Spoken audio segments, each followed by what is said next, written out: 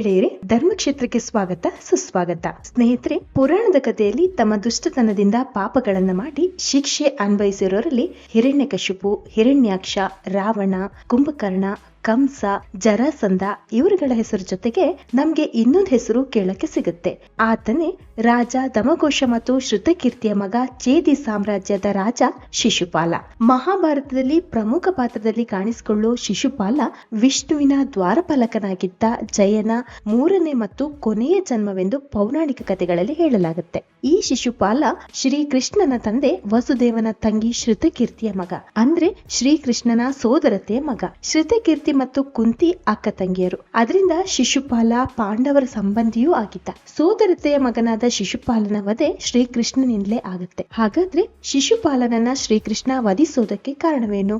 ಶಿಶುಪಾಲ ಮಾಡಿದ ತಪ್ಪಾದ್ರೂ ಏನು ಅನ್ನೋದನ್ನ ಈ ಸಂಚಿಕೆಯಲ್ಲಿ ನೋಡೋಣ.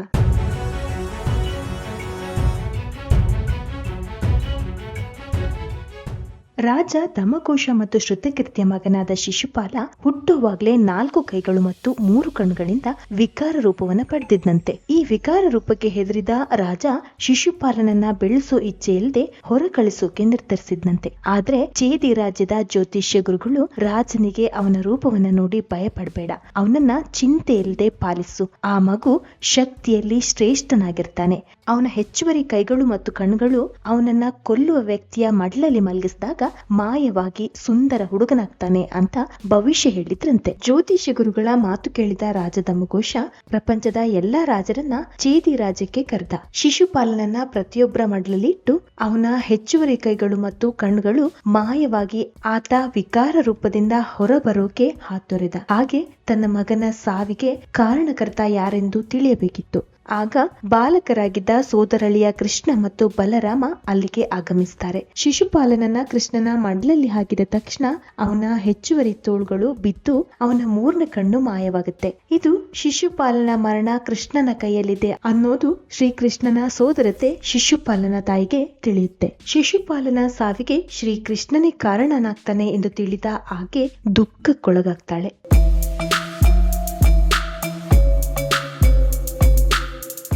ಶ್ರೀಕೃಷ್ಣನಲ್ಲಿ ತನ್ನ ಮಗನ ಪ್ರಾಣ ಭಿಕ್ಷೆಯ ಬೇಡಿಕೆಯನ್ನಿಡ್ತಾಳೆ.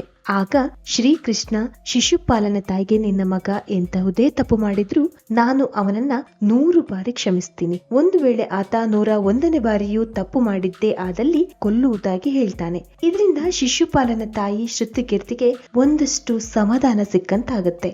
ತನ್ನ ಮಗ 100 ತಪ್ಪುಗಳನ್ನ ಮಾಡಲಾರನೆಂಬ ನಂಬಿಕೆ ಆಕೆಗಿತ್ತು. ಆದ್ರೆ ತಾಯಿ ಶ್ರುತಕೀರ್ತಿಯ ನಂಬಿಕೆ ಸುಳ್ಳಾಯಿತು. ಶಿಶುಪಾಲ ಜರಾಸಂಧನ ಜೊತೆ ಸೇರಿ ವೃಷ್ಣಿಗಳ ವಿರುದ್ಧ ಯುದ್ಧ ಮಾಡ್ತಾನೆ. ಕೃಷ್ಣನ ತಾತ ಉಗ್ರಸೇನ ಮಹಾರಾಜನಿಗೂ ತೊಂದರೆ ನೀಡ್ತಾನೆ. ಯಾದವ ರಾಜ್ಯದ ಬಭ್ರುವಾಹನನ ಹೆಂಡತಿಯನ್ನ ಅಪಹರಿಸ್ತಾನೆ. ಮಧುರೆಯಲ್ಲಿ ಕೃಷ್ಣನಿರದ ಸಮಯದಲ್ಲಿ ನಗರಕ್ಕೆ ಬೆಂಕಿ ಹಚ್ಚಿ ತನ್ನ ದುಷ್ಕೃತ್ಯ ಮೆರೆದಿದ್ದ.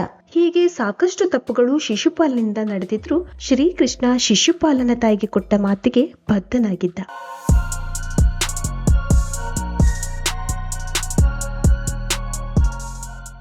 ಗೆಳೆಯರೇ, ಈ ಶಿಶುಪಾಲ ವಿದರ್ಭದ ರಾಜಕುಮಾರ ರುಕ್ಮಿಗೆ ಆತ್ಮೀಯನಾಗಿದ್ದ. ರುಕ್ಮಿಯ ತಂಗಿ ರುಕ್ಮಿಣಿಯನ್ನ ಶಿಶುಪಾಲ ಮದುವೆಯಾಗಬೇಕೆಂದು ಬಯಸಿದ್ದ.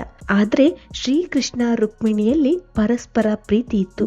ಅದಾಗ್ಲೇ ಶ್ರೀಕೃಷ್ಣನೇ ತನ್ನ ಸಂಗಾತಿ ಎಂದು ನಿರ್ಧರಿಸಿದ್ಲು. ಶ್ರೀಕೃಷ್ಣ ಶಿಶುಪಾಲ ಮತ್ತು ರುಕ್ಮಿಣಿಯ ಸಹೋದರ ರುಕ್ಮಿಯ ಸೈನ್ಯವನ್ನ ಸೋಲಿಸಿ ರುಕ್ಮಿಣಿಯನ್ನ ವರಿಸಿದ. ಇದರಿಂದ ಶಿಶುಪಾಲ ಕೃಷ್ಣನನ್ನ ಇನ್ನಷ್ಟು ದ್ವೇಷಿಸುತ್ತಿದ್ದ. ಒಮ್ಮೆ ಪಾಂಡವರ ಹಿರಿಯ ಸಹೋದರ ಯುಧಿಷ್ಠಿರ ರಾಜಾಸೂಯ ಯಾಗವನ್ನ ಆಯೋಜಿಸಿದ್ದ. ಈ ಯಾಗದಲ್ಲಿ ಪಾಲ್ಗೊಳ್ಳೋಕೆ ಅನೇಕ ರಾಜರು ಹಾಗೂ ರಾಜಕುಮಾರರನ್ನ ಆಹ್ವಾನಿಸಿದ್ದ. ಅದೇ ರೀತಿ ಶಿಶುಪಾಲನನ್ನ ಕೂಡ ಯಾಗಕ್ಕೆ ಆಹ್ವಾನಿಸಲಾಗಿತ್ತು. ಯಜ್ಞ ಸಮಾರಂಭದಲ್ಲಿ ಯುಧಿಷ್ಠಿರನ ಪಟ್ಟಾಭಿಷೇಕದ ಕೊನೆಯಲ್ಲಿ ಯಾಗದಲ್ಲಿ ನೆರೆದಿದ್ದಂತಹ ಹಿರಿಯರೊಬ್ಬರಿಗೆ ಅಗ್ರ ಪೂಜೆ ಸಲ್ಲಿಸಬೇಕಿತ್ತು. ಆ ಪೂಜೆಯನ್ನ ಭೀಷ್ಮರಿಗೆ ಸ್ವೀಕರಿಸುವಂತೆ ಕೋರಿಕೆಯನ್ನಿಡ್ತಾನೆ ಯುಧಿಷ್ಠಿರ. ಆದ್ರೆ ಮಹಾಪಿತ ಭೀಷ್ಮ ಅಗ್ರ ಪೂಜೆಗೆ ಸದಾ ಪಾಂಡವರ ಬೆಂಬಲಕ್ಕೆ ನಿಂತಿದ್ದ ಶ್ರೀಕೃಷ್ಣನಿಗೆ ಸಲ್ಲಬೇಕೆಂದು ಸೂಚಿಸ್ತಾರೆ. ಇದಕ್ಕೆ ಎಲ್ಲರ ಸಹಮತವೂ ಇರುತ್ತೆ. ಆದ್ರೆ ಇದರಿಂದ ಸಿಟ್ಟುಗೊಂಡ ಶಿಶುಪಾಲ ಕೃಷ್ಣ ಕೇವಲ ಗೋಪಾಲಕ ಮತ್ತು ರಾಜನಾಗಿ ಗೌರವಿಸೋಕೆ ಯೋಗ್ಯನಲ್ಲ ಎಂದು ನಿಂದಿಸೋಕೆ ಆರಂಭಿಸ್ತಾನೆ. ಆನಂತರ ಜೀವನದುದ್ದಕ್ಕೂ ಬ್ರಹ್ಮಚಾರಿಯಾಗಿರುವ ಹೇಡಿ ನಪುಂಸಕನೆಂದು ಭೀಷ್ಮನನ್ನ ಅವಮಾನಗೊಳಿಸ್ತಾನೆ.